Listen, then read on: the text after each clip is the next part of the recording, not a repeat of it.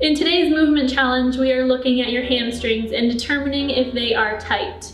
Your sciatic nerve runs right along your hamstrings, and for some people, when they try and do hamstring stretches, what they get instead is more tension on that nerve and sometimes a feeling of tingling in the leg or a sensitivity of that nerve instead of a true stretch of the hamstring. Today, we're going to determine what you feel when you do hamstring stretches. So I have Corey here to demonstrate these stretches. First one, I'm going to get you to bend down and try and touch your toes. And as he's doing this, he is stretching his hamstrings. What I want to know is where you feel this stretch. What stops you from going further? Back here. Yeah, so he actually feels this stretch in his hamstring. For some people, you might feel this more in the back of your calves. And if you feel that in the back of your calves, we're not really changing their position as you bend forward. That tightness more comes from that nerve, that sciatic nerve being on more of a stretch.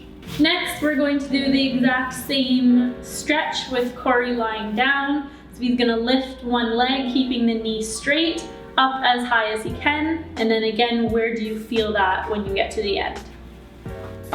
So a little bit behind your knee.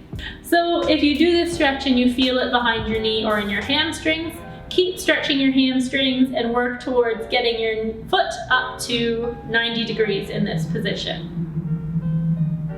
If you do this and you feel more in your calf or any tingling in your foot, we're going to show you an exercise that you can do instead for your sciatic nerve.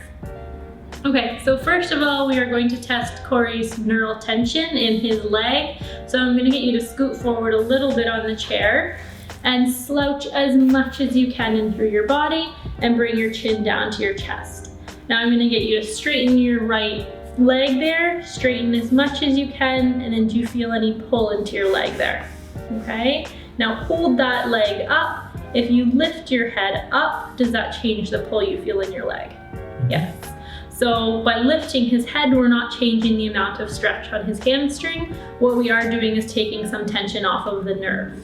So if lifting your head relieves that pain in your leg, then this is a good exercise for you to do. So for the exercise, we're going to do the exact same thing, but the opposite direction. So again, Corey's going to slouch down, head down. Now he's going to lift his head up and his foot up at the same time, and then head back down, foot down.